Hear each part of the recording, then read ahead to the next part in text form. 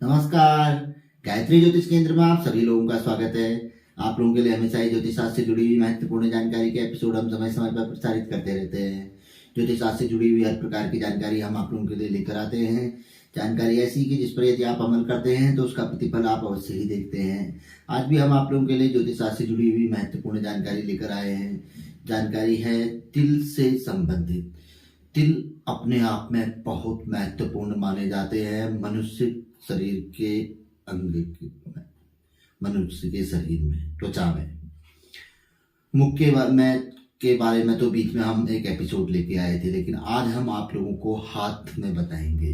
हाथ में तिलों का अपना एक विशेष महत्व होता है और धन के लिए तो ये बहुत ही विशेष महत्व रखते हैं। हाथों में तिलों का एक इतना विशेष महत्व माना जाता है कि अगर यह सही स्थान पर हो तो आदमी को ये महाधनवान भी बना देते हैं। दोनों हाथों में, ऐसा नहीं है कि ये बहुत से लोग कहते हैं कि अगर इस हाथ में हो तो ये ऐसा माना जाता है कि अशुभ माना जाता है, धन के लिए, धन नहीं टिकता है, या धन होता है तो वो धन कम हो जाता है। ऐसा कुछ नहीं है। कोई कहीं पर कुछ लोग कुछ कहते हैं, ऐसा कहीं पर लिखा हुआ नहीं है। जहां पर भी लिखा है तो शुभ ही बताया गया है। हाँ, ऐसा जरूर बताया गया है कि जैसे कि जो कि जिस विषय पे हम आज यहाँ पर वार्तालाप करेंगे, जिस विषय के लिए हमने ये एपिसोड बनाया है कि हाथ में कहाँ पर को तिल अति शुभ बताया गया है। जैसे कि ऊपर पे अंगुलियों पर, मध्य पे और नीचे पे। सबसे ज्यादा जो शुभ बताया गया है वह मध्य पे बताया गया है। मध्य पे अगर तिल हो, यानी कि मध्य यानी कि मेन जो है ये हिस्सा मध्य ये होता है, जो सेंटर होता है। यहाँ पर कोई यदि तिल है तो ये बहुत अच्छा माना जाता है। ऐसा माना जाता है कि यहाँ पर कोई तिल होने से व्यक्ति अपने जीवन में बहुत ज्यादा धन संचित करता है, एकत्रित करता है और महाधनवान बनता है और फालतू धन का भी खर्च नहीं करता है और धन एकत्रित करने वाला ऐसा व्यक्ति माना जाता है। अगर उसके बाद कुछ नहीं भी है तो अपने जीवन में अथाह धन एकत्रित करता है। और ऊपर अंगुलियों पे यदि तिल हो, भले दाएं में हो या बाएं में हो, ऐसा नहीं है कि बाएं में हो, स्त्री के हो या पुरुष के हो। विशेष तौर पर जो माना जाता है पुरुषों के दाहिने, स्त्रियों के बाएं में, लेकिन पुरुषों के बाएं में भी काम करता है। ऐसा नहीं है कि नहीं करता है, करता है। आप लोग चेक कर लीजिएगा, बहुत से लोगों के रहता है और बहुतों का सभी के रहता है। तो अंगुलियों में अगर हो तो ऐसा होता है कि व्यक्ति पैसा तो खूब कमाता है लेकिन बचत बहुत कम होती है। व्यक्ति खर्चीला स्वभाव का ज्यादा रहता है। अपने ऐशो आराम में व्यक्ति बहुत ज्यादा पैसा खर्च करता है। और जो नीचे मध्य में रहता है ऐसा व्यक्ति खर्चीले स्वभाव का कम रहता है, ऐशो आराम में पैसा कम खर्च करता है, धन को, पूंजी को संचित ज्यादा करता है। ऊपर पे जो तिल रहते हैं ऐसा व्यक्ति संचित कम करता है, जैसा तिल के बारे में बताया गया है हाथों के उसमें।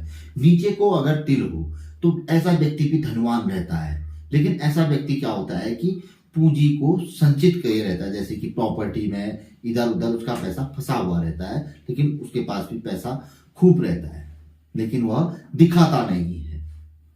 एक व्यक्ति का तो पैसा दिखता है, खूब आलीशान तौर पे मकान, भवन, इधर उधर सब कुछ रहता है, लेकिन एक व्यक्ति का पैसा क्या होता है कि दबा हुआ पैसा रहता है, कि होता खूब है उसके पास लेकिन दिखता नहीं, वो बिल्कुल सिंपल बना रहता है।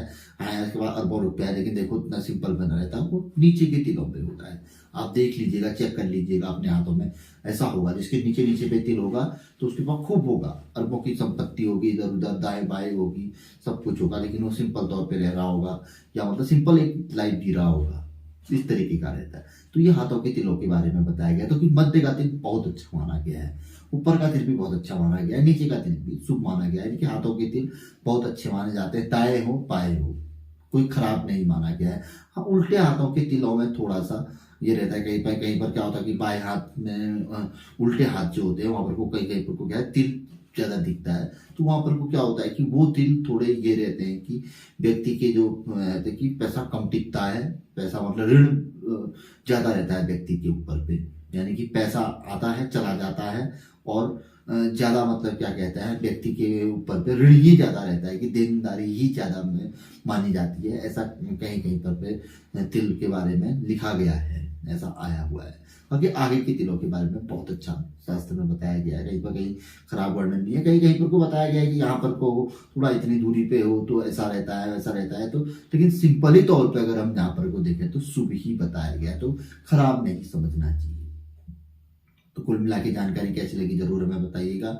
जानकारी पसंद आए तो जरूर आगे बढ़ाकर शेयर कर सकते हैं। हर एपिसोड में हम आप लोगों से कहते हैं, नए लोगों से कहते हैं कि जानकारी पसंद आए तो जुड़िए गायत्री ज्योतिष केंद्र के साथ। चैनल को सब्सक्राइब करिए, बेल आइकन अवश्य ही दबाइए, बेल आइकन प्रेस करते हैं तो जानकारी आप लोगों तक पहुंचती है, आप जानकारी को देख सकते हैं।